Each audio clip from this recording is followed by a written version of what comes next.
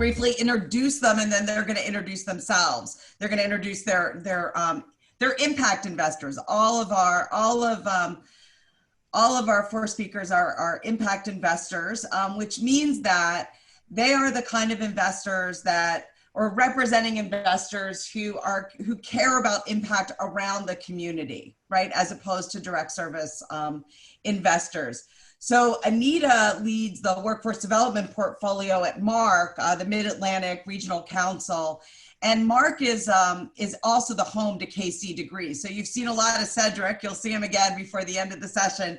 Anita and Cedric work together. The reason she's here today, though, is a little bit about the fact that Anita and I think have met many times before. I think we remember meeting. Anita came to MARC. She ran operations for Denver's workforce system for many years and has deep expertise in the public workforce system. Meg is currently working at a community foundation that serves Eastern Washington State and Northern Idaho, and we had fun talking about that. So she really has a urban to rural, very rural portfolio. Many of you might know Meg or recognize her name because prior to this, Meg led workforce and education at Greater Spokane Inc., which is our Spokane-based graduate affiliate. So she has been in the family for a very long time. Karen Fegley is, hi Karen, she's been a leader in neighborhood economic development in Philadelphia for many, many, many years. And we have known each other for pretty much that whole time. And so one of the coolest things about coming back to graduate is the ability to both connect with all kinds of new friends, but also to reconnect with old longstanding friends. There is somebody that has Karen's role in every community across the country. And she's going to talk a little bit about some exciting ways that we can think about government investment. And finally, Rodney. We had the pleasure of, Jessica presented yesterday. She had this beautiful New Mexico background. Rodney leads the United Way in Albuquerque, and that's the home to a lot of really important work about serving people who are economically disadvantaged, right? And trying to level the playing field. Last night, for those of you who joined us for the reception to hear a little bit about the history of Graduate, my old friend, longstanding friend, David Fair, was at United Way when we started Graduate 16 years ago. And United Way was our first big investor. And so when I think about, again, an investor, a potential investor in every community, we think of United Way, and of course, the first person on the list is Rodney, because he's the home to one of our communities. So let's start with you, Rodney. If you could unmute yourself. All right. And I just want to. Let me go back for 1 second. I said that everybody should, see, I'm not even following my own script this morning. Let's start with Anita, and everybody's going to tell you a little bit about the entity they represent, the impact investor they represent, and then we'll go to Rodney. I apologize. Anita, we'll start with you. Okay, great. Good morning, good afternoon, everyone.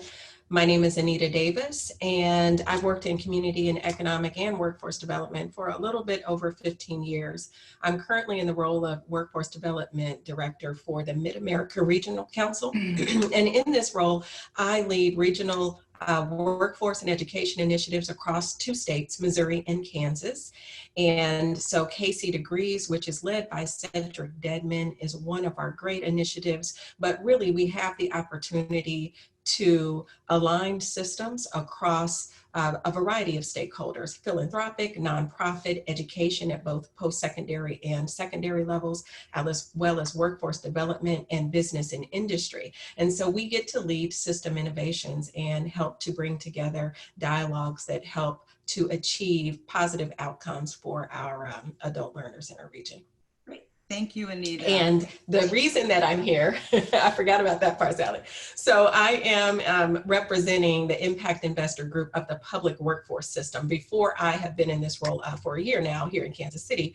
As Sally mentioned, I led the workforce development system, the public system in the city and county of Denver, which not only included the Workforce Investment and Opportunity Act programs and services, but we linked these together with TANF as well as our SNAP program. And we link these together with a common mission of achieving self-sufficiency and sustainable employment for all of those populations.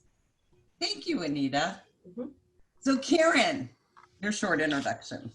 Hey everyone, I'm Karen Fegley with the Philadelphia Department of Commerce. I'm a Deputy Commerce Director, and I'm the department's the umbrella economic development agency for the city. So we work for the mayor, but we work with a number of partner organizations. My role is particularly on neighborhood business services. So I'm doing kind of the small stuff, the little main streets, supporting CDCs, providing direct assistance to very small businesses. And everything we're doing has a focus on inclusive growth and wealth building for our residents.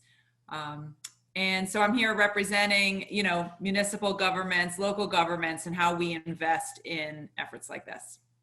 Thank you, Karen. Meg. Good morning, everybody. I'm Meg Lindsay, Director of Education Programs here at Innovia Foundation.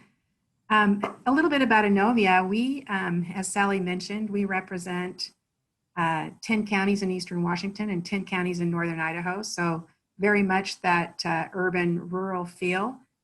We have an endowment of about $134 million, and we give approximately 6 to 7 million of that back to our local communities in our region. That giving is guided by our local priorities and with the engagement of our residents. Our strategic focus areas are, of course, igniting generosity. Second is to sustain our communities and grow those communities. And third, and one that brings me here today, is to make sure that every individual thrives. And we do that by focusing on the opportunity gap. And we all know that education plays a huge role in all of that. So happy to be here today. Happy to have some of our team members from Greater Minds on the call today as well. And thank you. Looking forward to it. Yeah, thank you. So Rodney, I was so excited to get to you. I skipped everything else. So why don't you talk a little bit about United Way in general, and then we can jump into our discussion about how we might leverage investment and why you invested.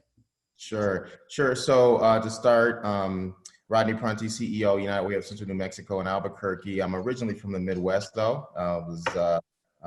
Started my nonprofit career in the Chicago area, and I've been a nonprofit for 33 years, and 13 of those years has been with the United Way network. And so when you think about what United Way of Central New Mexico focuses on, I'll just give you our credo, which is that United Way of Central New Mexico fights for the education, health, and financial stability of every person in our four-county community. And we do this primarily through partnerships with business, community, government, individual partners, and thousands of generous donors. And we work very hard to focus on 4 areas. So one is a dedicated team that focuses on family stability and educational outcomes. We also fund nonprofits whose goals align with our work. We also have donor groups that have an affinity for particular causes that they support through volunteerism and fundraising. And then finally, we provide programs and services. Again, Graduate ABQ is one of those, which I'll talk about. So glad to see all your faces here today, and I look forward to the conversation. Thank you. So this is the crux of this is, there's United Ways all over the country, right? Covering every community. To my knowledge, you're the only United Way currently that's investing deeply in a graduate community. So, stepping back a little bit, what advice would you give other communities for approaching and making the case to the United Ways? And how does the graduate work sort of line up with United Way's mission sort of writ large? So I would say what I would say to my colleagues across the network in terms of why this graduate work is so important is Certainly as part of our credo, I mentioned that we fight for the health, education, and financial stability of every person. And in the middle of that's education. And at United Way, we believe that all of those pieces are inexorably linked. You just can't have one without the other. They all build on each other. And so a lot of United Ways in the network focus on, education initiatives in early childhood, which is certainly important, as well as through high school. But then that seems to be where a lot of the effort kind of stops and it gets turned over to post-secondary institutions and other organizations. So in my estimation, I would say it's important for United Ways to understand that we just don't stop with high school graduation or even college graduation for our students when we think about post-secondary credentials, because the adult population is largely left out of that. And we know that there's, a large number of adults who, for whatever reason, didn't finish school or didn't even start college or pursue any post-secondary opportunities. And we also know that, the educational outcomes of our students really is dictated by the educational attainment of their parents. And so there's a direct correlation between that. So if we can focus on really creating this two-generation approach where we have, students who are, working hard to go to school, their parents, they go back, we provide those support services and coaching for parents to understand their opportunities and the options available for them for upskilling, reskilling, all of those different things, that will have a greater impact in terms of what we're trying to accomplish in the community. So that's what I would say to my network colleagues. And the work does line up, as I've said before. You think about our credo and everything that we really focus on, and that the whole concept around collective impact and how can we create systems that are more amenable to adults being able to succeed in post-secondary. So I'll stop there. I appreciate that, Rodney. So Rodney, you don't know this yet, but now you're part of the family officially, and I'll be reaching out so that you can send that message. And in the chat, what you'll be seeing, what you'll start to see, everybody, are links to resources. So one of the links is how to find your local United Way. So for those of you who haven't connected to them, there is a finder. And we're going to do the same thing with foundations. Meg, let's chat a little bit with you about the way in which, what's the smart approach to a community foundation? I thought long and hard about this and how to make it easy, right? Because we're all busy. So I really came up with 3 key points. Approaching a community foundation should feel very comfortable and natural for you all. So first of all, we know that you and your organizations are all unique, right? We recognize that every organization and region has its own flavor and that one size really doesn't fit all. So we have different avenues of funding, we have different focus areas, and some of those processes are more rigid and some of them can be actually pretty flexible. So I want you to remember that. We know that you're unique. Number 2, call us, right? Invite us to meetings. It helps us better understand you and your organization. Back to number 1, we know you're unique. We want to hear from you and we want to know a little more about you. You can help us understand who you are. You can invite us to meetings or provide us with individual stories, case studies. We know that you know your data, especially the graduate network, because I know your data. And that data helps us think strategically about where to invest our dollars. So what is that return on investment? We love to know that for the work that you are doing. How does that ROI help to sustain a local community or a regional community? And then how do you help an individual and an economy to thrive? Back to that education focus on opportunity gap. Does this program or process, does the data show that we are able to move a person from one income level to another? And does that help their health and well-being? And then the third key piece that is kind of a new idea for me is that you actually have more control than you think. Now remember that, you actually have more control than you think. So you can help us design or provide a more strategic investment into your community. We have individual grant cycles that are oftentimes by region. We have scholarships, but we also have an opportunity to create a community pool of funding where we can utilize individual donors and donations to help you further your strategic goals.